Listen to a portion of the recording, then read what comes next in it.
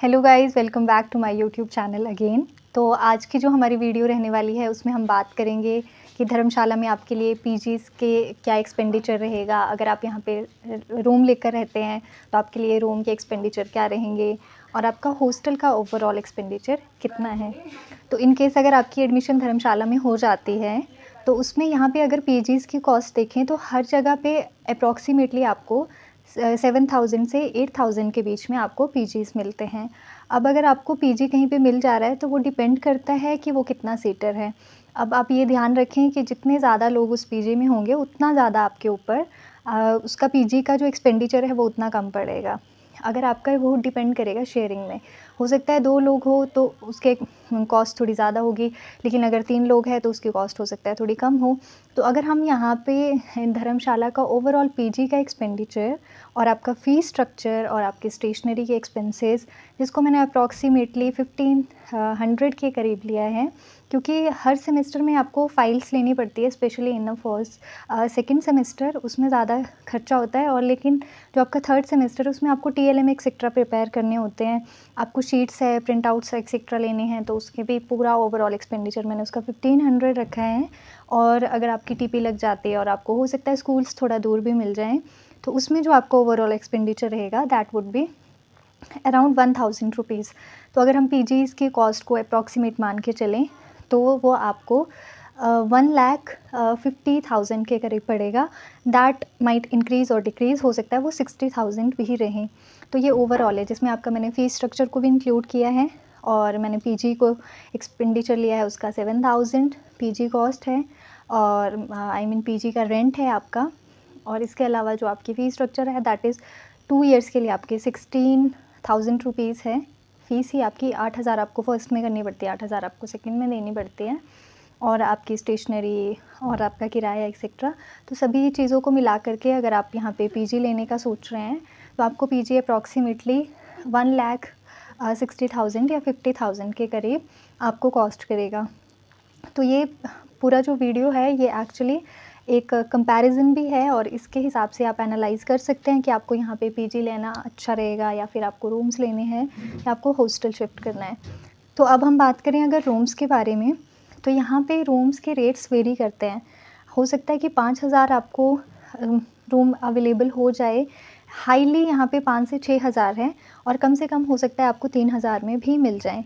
लेकिन हो सकता है कि वो आपके कॉलेज से थोड़ा-सा दूर रहे और आपको ऑब्वियसली किराया एक्सेट्रा खर्च करके फिर आपको कॉलेज पहुँचना है, तो वो इक्विवेलेंट ही हो जाता है। अगर आपको कॉलेज के नज़दीक में कोई रूम मिल जा रहा है जो कि 5 से 6,000 है, तो उसमें आपको एक्सपेंडिचर करने में ऐसा कुछ नहीं है कि हाँ, आपको रेंट काफ़ी ज़्यादा हो जाएगा। पर अगर आप रूम ले रहे हो तो आपको रूम लेते हुए ये चीज़ ध्यान रखनी है कि हमेशा अपने लिए शेयरिंग में ढूँढें। क्यों? क्योंकि आपके ऊपर जो पूरा बर्डन है वो थोड़ा-सा कम हो जाता है और आपके डे टू डे के काम हैं वो भी थोड़ा डिवाइड हो जाते हैं और आप एक दूसरे से बातें कर सकते हो, अपना काम डिवाइड हो जाता है, आपको पता चल जाता है कि कॉलेज का वर्क क्या चल रहा है, आप चीज़ें डिस्कस कर सकते हो और एक फ्रेंडली एनवायरनमेंट रहता है।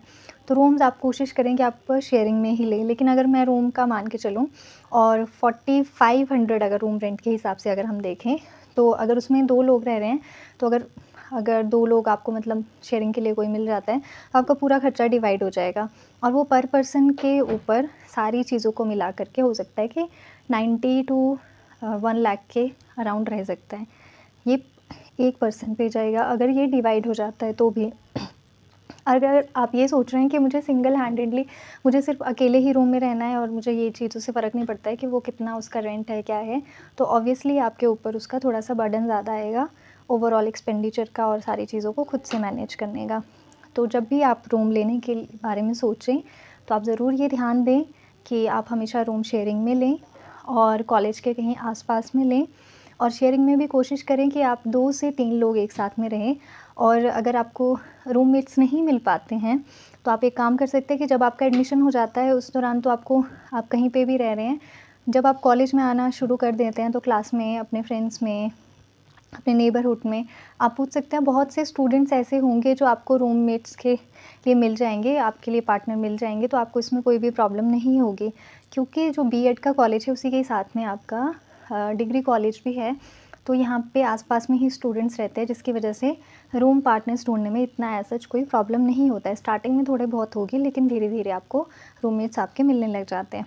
इसके अलावा जो आपका हॉस्टल का पूरा एक्सपेंडिचर को अगर मिला कर के देखें, तो ये आपका 85,000 के करीब रहता है। लेकिन हॉस्टल में आपको पता है कि थोड़ा रिस्ट्रिक्शंस रहती है, आपकी टाइमिंग्स है, आपको 10 टू 5 का ही टाइम है। इसके अलावा आप कहीं बाहर नहीं जा सकते हैं, आपको स्पेशल परमिशंस लेनी है, ओनली संडे के लिए आउटिंग होती है। लेकिन रूम्स में या आप पीजीज़ में रह रहे हैं तो ऐसी कोई आपको रिस्ट्रिक्शन नहीं है। तो अगर इसको मैं ओवरऑल वीडियो को पूरा समराइज़ करूँ, तो इसमें आपको ध्यान रखना है कि अगर आप पीजी ले रहे हैं तो कोशिश करें कि आप उसमें भी थोड़ा जिसमें ज़्यादा सीटर हो वो लेने का प्रेफ़र करें। अगर आप एक ऐसे इंसान हैं कि आपको ज़्यादा शेयरिंग एक्सेट्रा नहीं पसंद, या रूममेट्स एक्सेट्रा का आपको थोड़ा प्रॉब्लम होती है, जो कि कुछ लोगों को होती है, तो वो अपने एंड पे देख सकते हैं कि उनके लिए क्या बेस्ट रहेगा। और इसके अलावा जो रूम्स हैं, उसमें तो आप कोशिश करें कि शेयरिंग में ही रहे, क्योंकि और शेयरिंग में आप ये ध्यान रखें कि जो लोग यहाँ आस-पास के डिस्ट्रिक्ट के हैं, जैसे हमीरपुर है, कांगड़ा है, यहाँ के लोगों के साथ में रहने के लिए, रीज़न बीइंग क्योंकि उनके घर से सामान एक्सेट्रा, अगर आपको गैस सिलेंडर की ज़रूरत पड़ती है या फिर घर से राशन एक्सेट्रा है, तो उनके लिए लाना ईज़ी होता है एज़ कम्पेयर टू अदर जो कि थोड़ा दूर से रह रहे हैं। और बाकी all depends upon your bonding, कि आपके सामने वाले इंसान के साथ में बॉन्डिंग कैसी है, और बाय द टाइम सारी चीज़ें धीरे-धीरे मैनेज हो जाती हैं। लेकिन अगर आपको स्टिल फिर भी प्रॉब्लम आता है, तो आप सिंगल रूम देख सकते हैं, आप अकेले रह सकते हैं और सारी चीज़ें आप अपने एंड पे मैनेज कर सकते हैं।